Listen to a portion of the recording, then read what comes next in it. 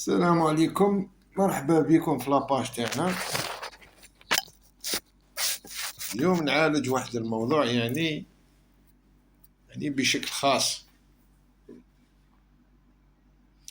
وهذه الهضرة ما هدرتهاش أنا على العموم. قاع على بالنا باللي احنا الجيش بين الشعب، والشعب من الجيش. يعني ما كاش علاش كل راه في الجيش الوطني، والجيش الوطني والأسلاك الأمن، يعني كامل رانا ولاد الشعب. وهذا بالمناسبة ماشي تحريض، هاوش تحريض، هذه توعية. أما حكاية راهم يحكيو على ما نهضرها ماشي سياسة، هذا أمر واقعي. 2019 الشعب خرج، يعني خرجنا قاع، يعني والدينا هذو قاع، خياتنا والدينا احنا قاع خرجنا ضد العصابة. بس المهم بعد واش ولاو يديروا؟ قال لك يا ودي فخامة الشعب كانوا يطلبوا السماح من الشعب باش يمروا الدستور تاعهم، باش يمروا القوانين تاعهم، يمروا صوالحهم. انا على بالي بها، على بالي الشعب ما خرجش على جال الخبز والماء، الشعب ما خرجش على جال شكارة حليب، الشعب خرج على جال الكرامة، الكرامة، ويعيش في بلاده، يعيش في بلاده بكرامة. الشعب كي خرج ما دبر عليه المخزن، ما دبرت عليه فرنسا، ما دبرت عليه الامريكان، ما دبرت عليها فلان ولا فلتان، ما كاين تدبير حتى دولة. الشعب خرج وحده، الشعب خرج وحده. وتو هذا شأن مدني، ماهوش شأن عسكري. واش دخل لارمي، العسكر، لارمي لارمي في الحراك؟ ما كاين حتى دخل. هذا شأن مدني، وهذا معترف به في حقوق الإنسان.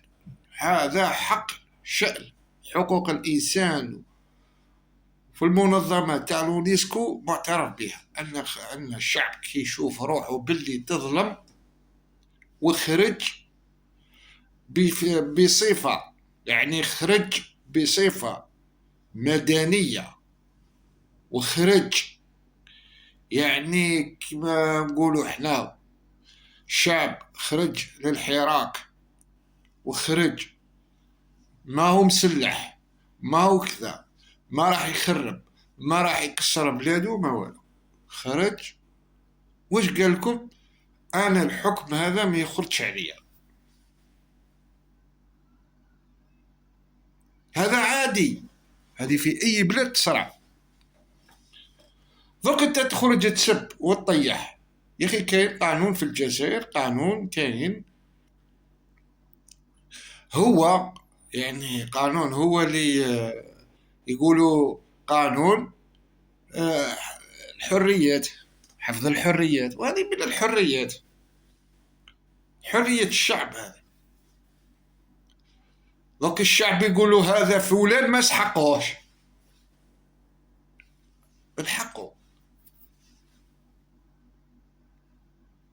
هذا شيء حقه، هذا شأن مدني. لو تبعوا يعني كل أما حكاية تاع هذا مخطط أجنبي ومخطط أمريكي ومخطط مخزني ومخطط فلان مخطط فلان، هذه ما عندها حتى مخطط. إذا قرر الشعب يخرج، يخرج وحده، لا المغاربية لا كذا لا فلان اللي علان قال للشعب خرج. الشعب هذا واحد ما يقدر يتحكم فيه، واحد ما يقدر يدبر عليه. الشعب هذا غير الله عز وجل هو اللي قرر المصير تاعو. إذا كان الشعب خرج وراه المشكل، واش راح يضر أمن واستقرار الجزائر؟ في واش راح يضر؟ كيف جزائري يحب بلادو يضر بلادو؟ ما تدخلوهالناش في راسنا. في التسعينات حاجة وضركة حاجة. في التسعينات كانت حاجة، هذو إلا خرجوا ضد المعيشة. واش هذه المعيشة؟ الغلاء تاع المعيشة، ضد صوالح بينين.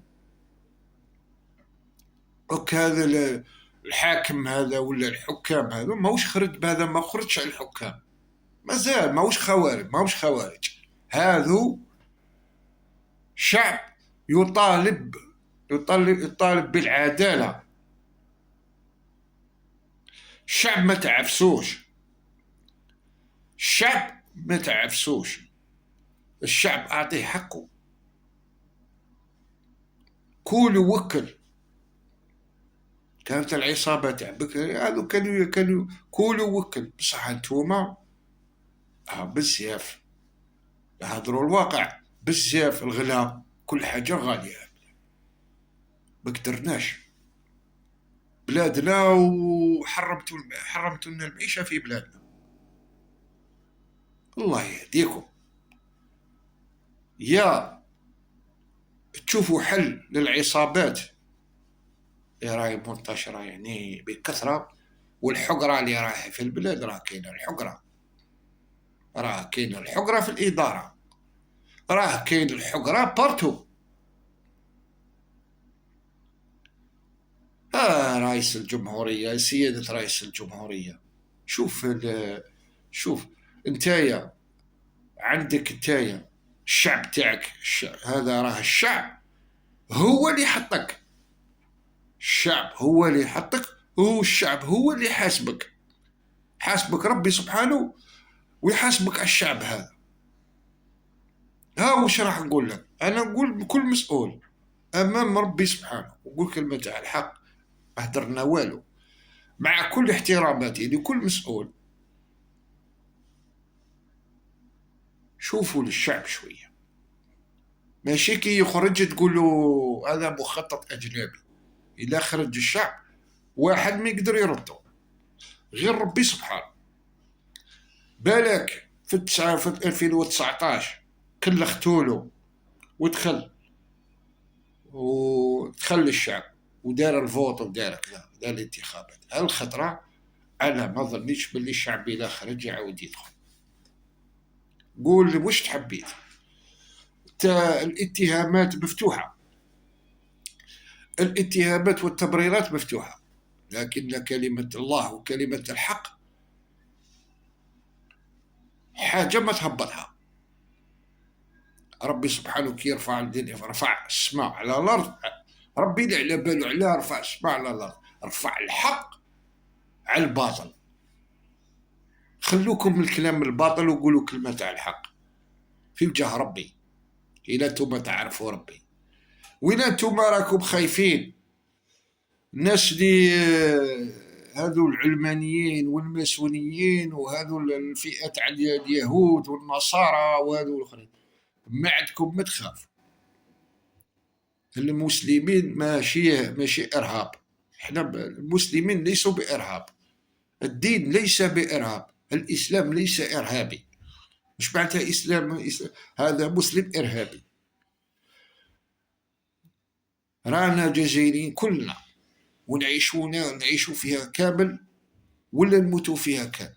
تحيا الجزائر إلى يرفع الله هذه الأرض وما عليها. والسلام عليكم، تحياتنا.